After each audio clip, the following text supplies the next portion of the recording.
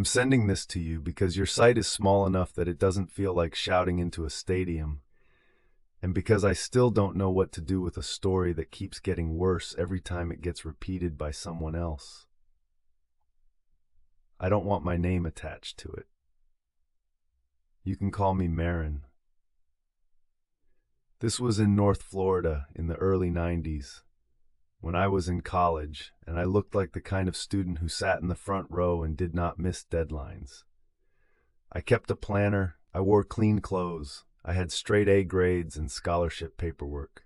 I also used meth regularly and didn't tell anyone who wasn't using too. I didn't look like the stereotype people like to joke about. That's part of why I'm certain about what happened. I was functional, careful, and very aware of my environment.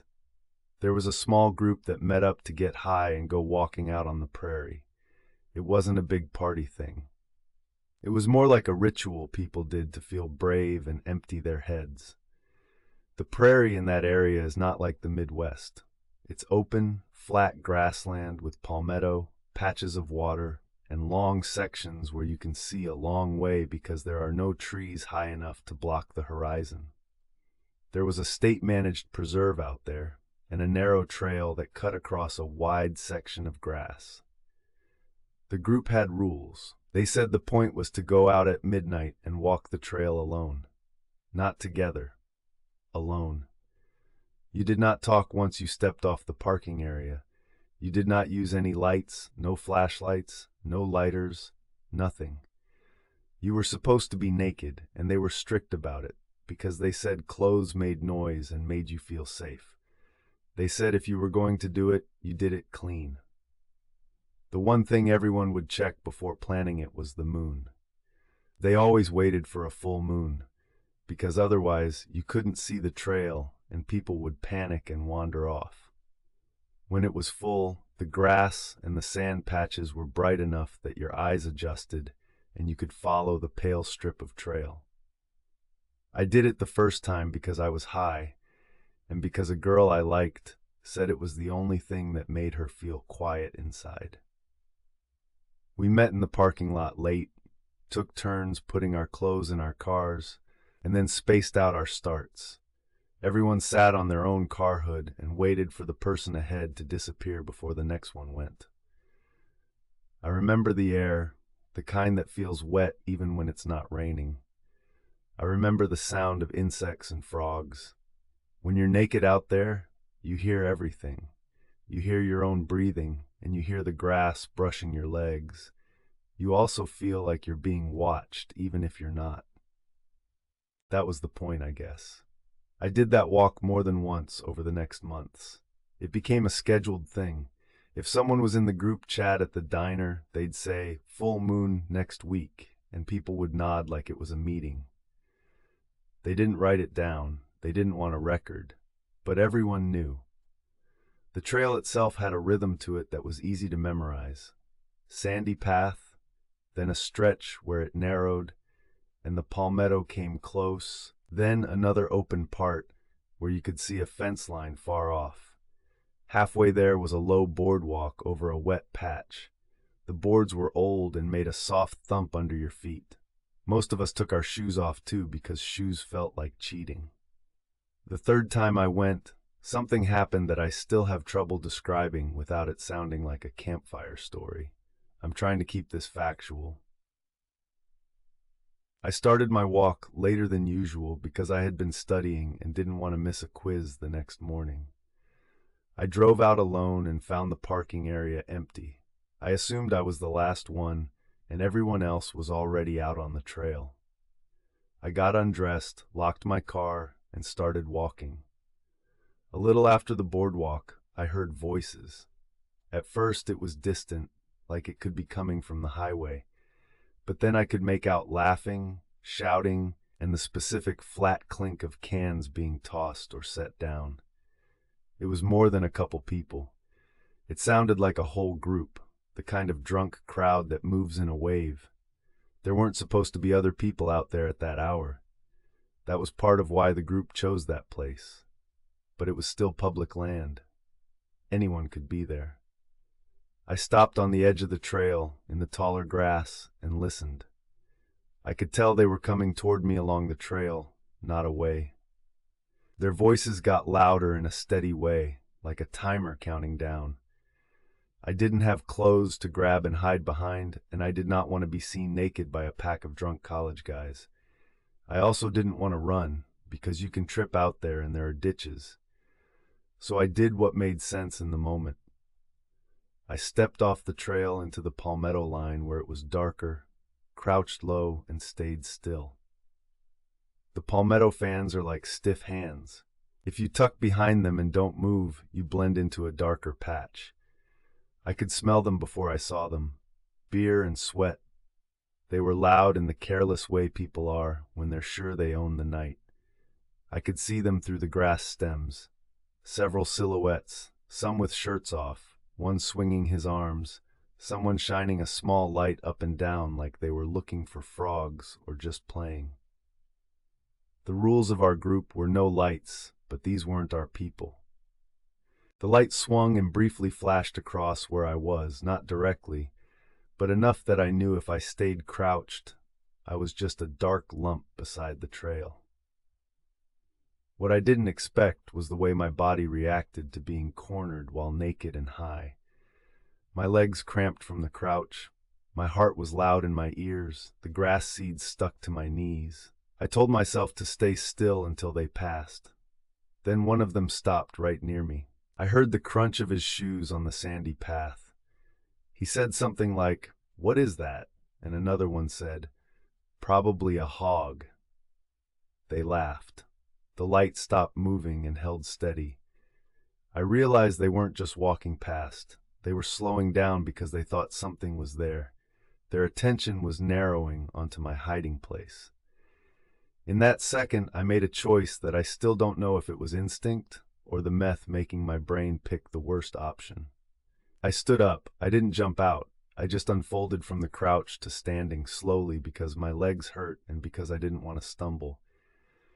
And as soon as my head and shoulders rose above the palmetto line, the full moon hit me like a spotlight. The light was bright and white.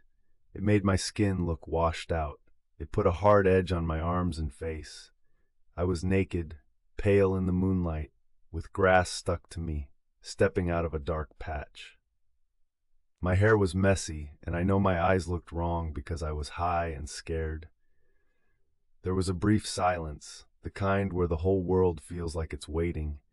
Then one of them screamed. Not a joke scream, not a whoa or a laugh, a real scream that cracked and kept going. Another one yelled something I couldn't make out. Someone stumbled backward and fell. The light dropped and skittered, making the grass jump with shadows, and then all of them started screaming at once. It wasn't just noise, it carried. The prairie does that. Sound goes across it like it's on a flat table.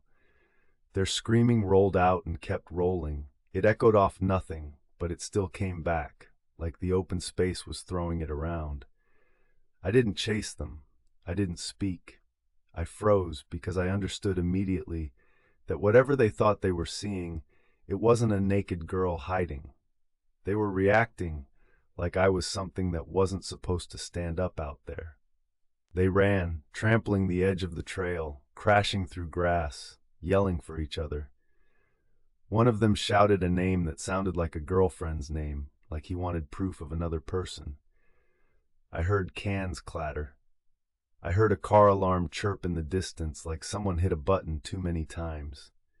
I waited until I couldn't hear them anymore. Then I stepped back into the palmetto and crouched again. Because my first thought was that they might come back with the kind of courage drunk people borrow from each other. I stayed crouched until my legs shook. When I finally got back to my car, I dressed in the dark and drove with my hands tight on the wheel. I didn't stop at the diner. I didn't tell the group. The next day I heard about it anyway. It started small, like rumors do. A guy in one of my classes said, laughing too hard, that his buddy saw some kind of thing out at the Prairie Trail. Another person at the library whispered about a white figure that someone saw under the full moon. Nobody said my name. Nobody said a naked girl. They described it like an animal that stood up wrong. Within a week, it had a nickname. I won't repeat it because it's dumb and it spreads it. But people said it like it was a known local legend. They said if you went out there at midnight on a full moon, you might see it. That's the part that makes this feel like more than just drunk kids getting scared. The story locked on to the exact schedule we used. Full moon, midnight, that specific trail. It took our private little ritual and turned it into bait. I started noticing other changes. At the next full moon, there were cars in the parking area that didn't belong to anyone I knew. I drove past without stopping. The week after that, someone in the group told me they couldn't do the walk anymore because too many people keep showing up. They said it like it was an inconvenience. They didn't know why it was happening. Then it got worse. Someone put a handwritten sign on the trailhead post for a while. It wasn't official, just paper and tape. It said in block letters something like, "Do not go alone." People tore it down and it kept coming back for a couple full moons. I tried to pretend it would fade out. College rumors usually do, but it didn't. It condensed into a simple rule that people repeated like directions. Go on a full moon at midnight, walk alone, and if you see something pale, don't run because it will chase you. That last part is not true. I never chased anyone. I never moved. And still, people kept adding details that made me feel sick. Someone said it had no face. Someone said it was taller than a man. Someone said it moved without sound. Those are all things that happen when you see a scared, silent person in harsh moonlight and you don't want to admit you got spooked by something human. I stopped going out there completely. I also stopped using with that group, partly because I was trying to get my life back under control, and partly because every time I saw one of them, I wondered if they were hearing the rumor too and picturing me as that thing. I didn't want to be looked at like that. Years later, I moved away. I thought distance would end it. But I came back to visit family after a long time, and at a backyard get-together I heard teenagers talking about the thing on the Prairie Trail. They were repeating the same schedule like it was a dare list. Full moon, midnight, alone, no lights. One of them said, "You're supposed to be naked so it can't hear you," and the group laughed. That detail made my stomach drop because it was too close to our original rule, the one we didn't share outside the group. We didn't post it anywhere, we didn't write it down. It traveled mouth to mouth like an infection and came back changed but still following the same pattern. I'm writing to you because I don't think it's just a story anymore. It's a procedure people follow. It has steps, it has a calendar. People plan around the moon. They drive out there believing something will happen if they do it correctly. And something did happen. I stood up and they screamed, and the sound carried across the prairie like a signal. I don't know how many people have gone looking for it since then. I don't know what they've seen or what they've done to each other in the dark when they're trying to scare themselves.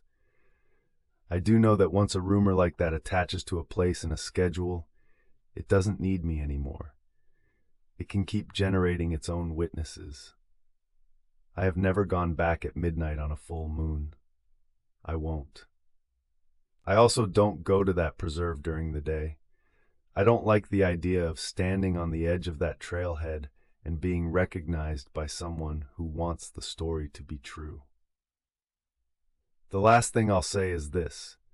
The first scream I heard that night was so sharp and panicked that it didn't sound like a prank, and it didn't stop when the others joined in. It sounded like a warning they couldn't control. If you post this, please leave out details that make it easier to find. But I also know that the schedule is the point. Full moon and midnight are already enough. That's the mechanism. That's how it keeps happening. I'm not asking anyone to believe in monsters. I'm asking you to believe in how fast a group of people can decide you're not human if you appear in the right light at the wrong time and how that decision can stick to a place like Sap.